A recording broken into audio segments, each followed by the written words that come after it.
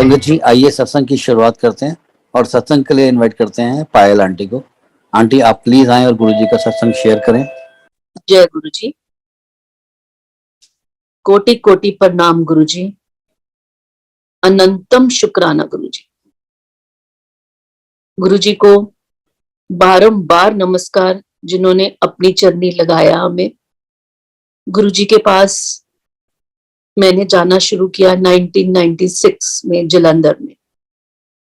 तो गुरु जी के पास जब हम पहुंचे तो गुरु जी के साथ जब हम वहां अंदर उनके आश्रम में पहुंचे तो अंदर एंटर करते गुरुजी मेरे को और मेरे अंकल को कहने लगे, आगे ठेकेदार। तो हम बहुत हैरान कि हमने तो गुरुजी को कुछ बताया नहीं, हम कौन है। और उस समय मेरे हस्बैंड ने अपना कंस्ट्रक्शन का बिजनेस एक शौकिया तौर से स्टार्ट किया था। उनका टेक्सटाइल का बिजनेस है।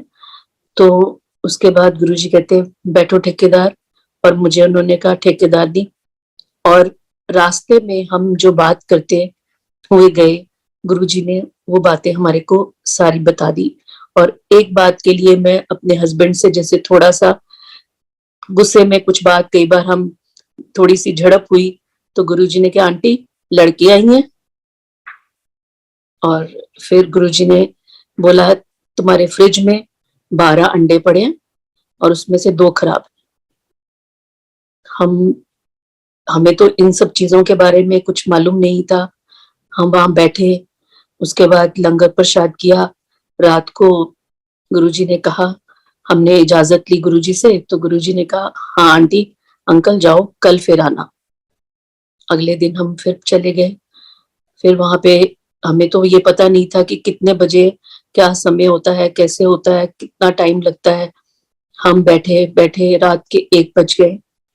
तो उसके बाद गुरुजी के साथ बैठे तो गुरुजी ने लंगर हमारे साथ बैठकर नीचे लंगर किया, अपनी थाली दी, आंटी अलग प्रसाद खा ले। और वो प्रसाद खाया। फिर गुरुजी ने कहा, कल फिर आना।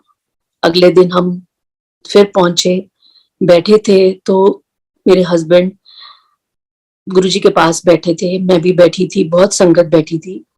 एकदम से गुरुजी ने अपने हाथ पे लड्डू प्रोड्यूस किया बेसन का, और इतनी खुशबू उसके अंदर। और मेरे अंकल को कहने लगे, अंकल ए सारियां नु प्रसाद दे दो। हम तो देखते रह गए कि ये आया कहां से। एकदम से वो इतना बड़ा लड्डू, और हम समझ नहीं पाए, हमारे लिए तो बहुत बड़ा चमत्कार था। तो थोड़ा थोड़ा सबको वो प्रसाद दिया। और संगत जी आप हैरान होंगे, वो प्रसाद मेरे पास 10 से 12 साल तक एक बॉक्स में पड़ा रहा और उसको कुछ नहीं हुआ।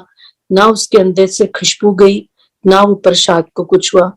वो चमत्कारी प्रसाद मैंने थोड़ा थोड़ा करके, जब तक वो चला सकते थे, उसको हम अमृत की तरह अपने पास अपने लॉकर में मैंने उसको संभाल के रखा।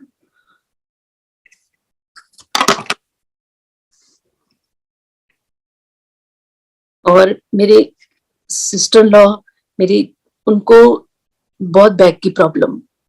मेरे ब्रदर लॉ, उनको बहुत बैक की प्रॉब्लम। तो उनको डॉक्टर ने सर्जरी बोली मेरे ब्रदर लॉ को।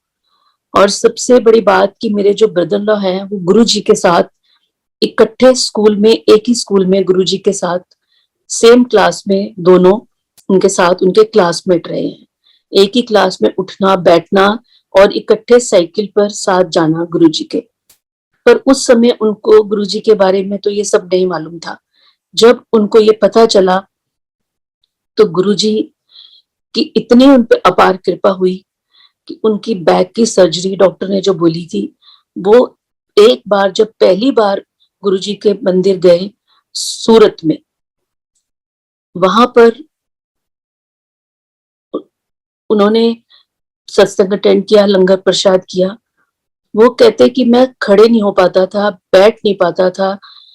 कब इतने घंटे बैठना शुरू हो गया और आज तक वो बिल्कुल ठीक है, उनको सर्जरी की जरूरत नहीं पड़ी। मेरे सिस्टर लॉ बिल्कुल बेड पे बेड रिडन थे बैक की वजह से। तो उनको डॉक्टर ने बोला था कि आपने स्टेयर्स नहीं चढ़नी है बिल्कुल भी।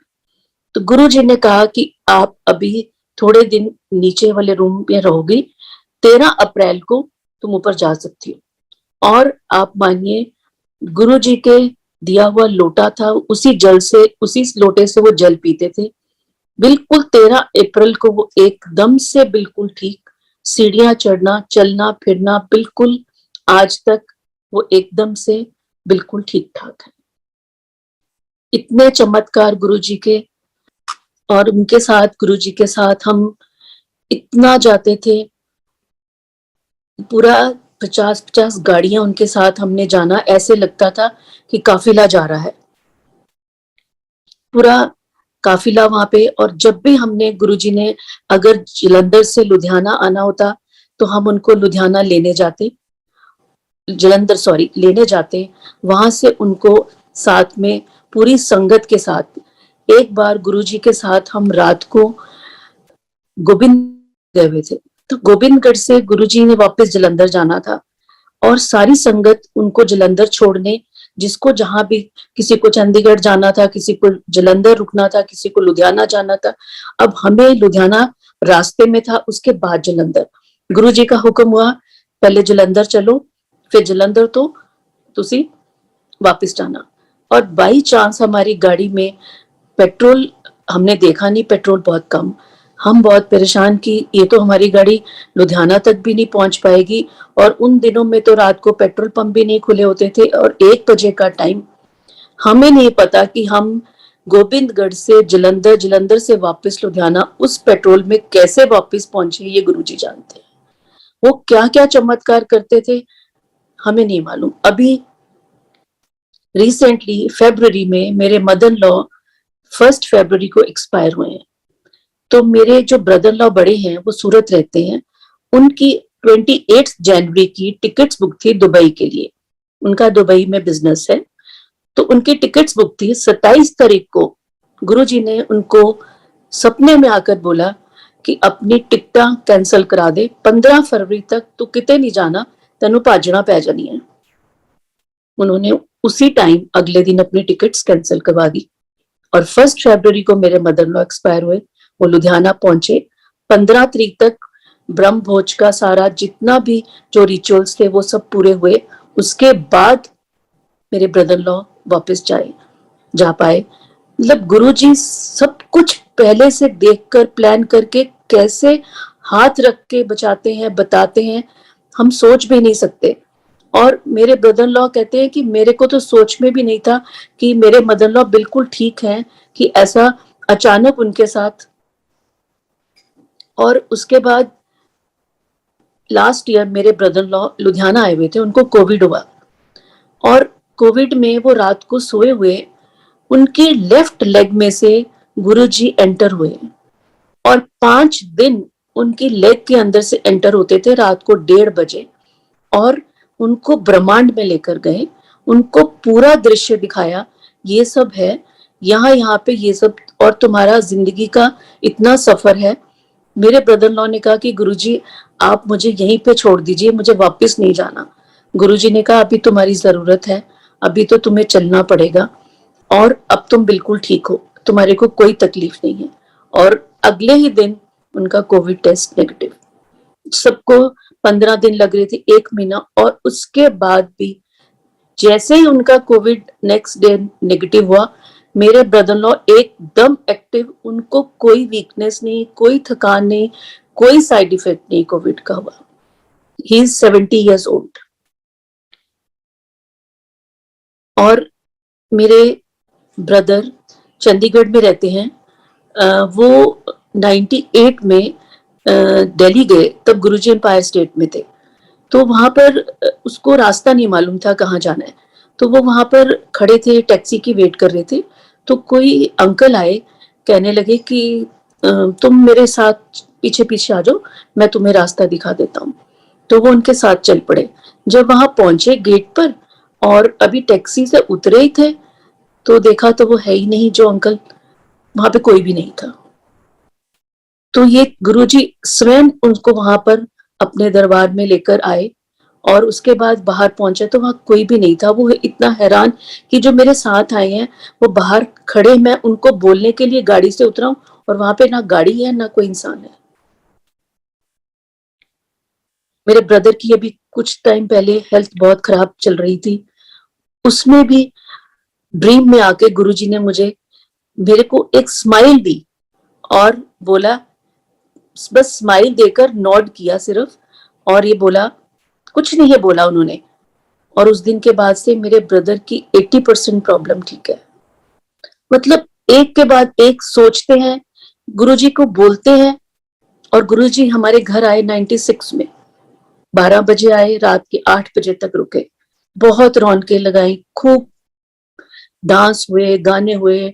डॉली मिन्हास आंटी, उन्होंने खूब पंजाबी गाने, गुरुजी को पंजाबी गाने बहुत पसंद थे। तो मेरे कजन आए हुए थे, उनको 3rd स्टेज कैंसर, तो उनके लिए मैं गुरुजी को चाहती थी कि उनको प्रार्थना करूं, गुरुजी को अरदास करूं कि वो ठीक हो जाएं। मेरे बोलने से पहले गुरुजी कहते ए तां बंदा ही बहुत वधिया है, जा एदा कल्याण कीता। और डॉक्टर्स ने सिर्फ उनको 2 या 3 साल बोला था उनको लंग्स में, और वो आज तक बिल्कुल ठीक है। उसके बाद वो तो कभी गुरुजी से मिले भी नहीं, पर ऐसी कृपा कि एक बार मिलने के बाद ही गुरुजी ने उनका कल्याण कर दिया। गुरुजी हमारे साथ बैठ के, नीचे बैठ के जहां हम लंगर करते हमारे साथ बैठ जाते। कई बार रात को कहते अभी नहीं जाना, बाहर चलो सैर कर दिया। हमारे साथ डिफेंस कॉलोनी में जहाँ पे गुरुजी रहते थे, वहां पे हमने इतनी लंबी गुरुजी, और गुरुजी इतना फास्ट चलते थे कि हम भी उनका मुकाबला नहीं कर पाते थे। इतने इनोसेंट, उनके हाथों को चूमो, उनके पैरों को चूमो, उनको गले लगाओ, उन्होंने कभी कुछ नहीं कहा था। और उनके माथे पर इतना प्रोमिनेंट ओम बनता था कि हमें लगता, हम उसको समझ नहीं आता था कि अभी तो दिखाई दे रहा है, अभी किधर गया। कितनी बार हमने उनके माथे पर ओम बनते हुए देखा और उनके चेहरे का रंग एकदम बदल जाता था। उनके स्कैल्प से इतनी खुशबू आती थी कि हमें से इनहेल नहीं होती थी। और कई बार घर पे बैठे बैठे कोई सवाल मन में आता है तो उसका जवाब गुरुजी की खुशबू में आता है। अभी थोड़े दिन पहले मेरे नेफ्यू है, वो कहने लगा मैं नहीं ये सब बातों को मानता, मुझे तो कोई विश्वास नहीं इन चीजों पे। रात को सोए सोए उसको स्टोन की पेन शुरू हो गई और इतनी सिवियर पेन हुई, तो कहता मैंने गुरुजी का नाम लेना शुरू किया। बस गुरुजी का नाम लेते लेते मैं कब सो गया, और सुबह उस दिन के बाद से कोई पेन नहीं, कोई स्टोन नहीं। पता नहीं गुरुजी ने उसका स्टोन कहाँ गर्म गायब कर दिया, कुछ पता नहीं। मतलब वो कैसे सुनते हैं और कब करते हैं, हम इतने नादान हैं, हमें तो पता भी नहीं कि हमें क्या सोचना है और क्या बोलना है। वो हाथ पकड़ के रखते हैं और ऐसे लगता है कि सब कुछ पॉसिबल है, कुछ इम्पॉसिबल नहीं है। गुरुजी का जितना शुक्र करूं उतना कम है। शुक्राना गुरुजी, इतना शुक्राना आपका, बारंबार गुरुजी आपका शुक्राना, केवल शुक्राना गुरुजी, केवल शुक्राना। हमारे पूरे परिवार में गुरुजी की ब्लेसिंग्स, और हम चाहते हैं कि गुरुजी सब संगत को, सबको ब्लेस करें। और जो गुरुजी से जुड़ा है वो इतना डेडिकेटेड है इस टाइम कि ऐसे लगता है कि बस सब कुछ गुरुजी है, सब कुछ। और वो इतनी जल्दी सुनते हैं बात को। अभी हमारे अंदर बात चल रही होती है, सोच रहे होते हैं, तो हमारे सामने हमारी कोई एक प्रॉपर्टी जो बरसों से ऐसे बंद पड़ी थी, जैसे एक सोई प्रॉपर्टी होती है, उसका कैसे काम हुआ हम खुद नहीं जानते। हम इतने हैरान हो गए कि उससे हमें इतने प्रॉफिट्स हो गए, और वो प्रॉपर्टी का क्या काम हो गया। हम हैरान हैं कि ऐसा भी होता है जो हमें भी याद नहीं थी। और गुरुजी मेरे हस्बैंड को ठेकेदार कह के बुलाते थे, तो मेरे हस्बैंड ने वो बिजनेस शौक से किया था, आज उनका वो प्रोफेशन है। एक रिप्यूटेड आर्किटेक्ट्स के साथ वो एसोसिएटेड है, और मतलब एक बहुत अच्छे, उनका नाम शोहरत गुरुजी ने जो दी, जो कि उन्होंने कभी सोचा भी नहीं था। उनका ना वो प्रोफेशन था ना वो लाइन थी। पता नहीं गुरुजी ने कैसे ये सब किया और क्या से क्या, और कोई नॉलेज नहीं थी इस बिजनेस के बारे में। और आज लोग उनसे हर चीज के लिए पूछते हैं और हमें ऐसे लगता है कि ये सब गुरुजी ने हमें जो बख्शा है वो उनकी कृपा हमेशा हम पर बनी रहे। ऐसे ही गुरुजी अपनी कृपा बनाए रखना, अपनी मेहर बनाए रखना गुरुजी। और कई बार तो ऐसे हुआ है कि मैं किसी सत्संग में गई और मेरे पेट में इतना एसिड था, इतनी तबीयत खराब कि मुझे लग रहा था पानी भी मेरे अंदर नहीं जाएगा, बहुत पेट जैसे। और उधर से लंगर प्रसाद, अब मुझे समझ नहीं आ रहा था, पर आप मानेंगे नहीं संगत जी, लंगर प्रसाद ऐसे खाया मैंने जैसे मुझे कितनी भूख लगी है, और खाने के बाद मुझे कुछ नहीं हुआ। अगर मैं घर में होती तो शायद मैं पानी भी नहीं पी सकती, परंतु पता नहीं वो कैसे सब कुछ गुरुजी कैसे करते हैं, क्या करते हैं, ये वही जानते हैं, सब कुछ वही जानते हैं। और अद्भुत कृष्ण में हमारे बहुत क्लोज फ्रेंड है, उनका बेटा पुणे में पढ़ता था, तो गुरुजी हमारे जब घर पर आए हुए थे तो उसने वहां से फोन किया। तो उसने उन दिनों में बच्चों के पास पॉकेट मनी बहुत लिमिटेड होती थी, तो उसने पीसीओ से फोन करके गुरुजी से बात की। उसको ब्रोंकाइटिस के पैचेस थे, तो उसने गुरुजी से बात की और बताया, गुरुजी मैंने एक्सरे करवाया, उसमें पैचेस आए हैं। और वो बात करी जा रहा था गुरुजी से, और उसको अंदर से चल रहा था कि मेरे तो सारे पैसे खत्म हो रहे हैं पीसीओ पे, और मेरी तो पॉकेट मनी खत्म हो जाएगी। उसके सारे पैसे खत्म हो गए। गुरुजी कहते जा तेरा कल्याण किया, तेरे हजारा लखा रुपए जड़े सीगे वो बचे। अगले दिन उसने एक्सरे करवाया, सारे patches clear, all gone, and he is totally fine till today, married with kids. तो ऐसे हमारे गुरुजी, जिनको देखकर मन ही नहीं भरता, बार बार उनको निहारने को, मिलने को। अभी भी किसी सत्संग में जाते हैं तो ऐसे लगे गुरुजी वहां विराजमान है, और बस वो मिलने के लिए हम उनके पास जा रहे हैं, वो वहां बैठे हैं, विराजमान है।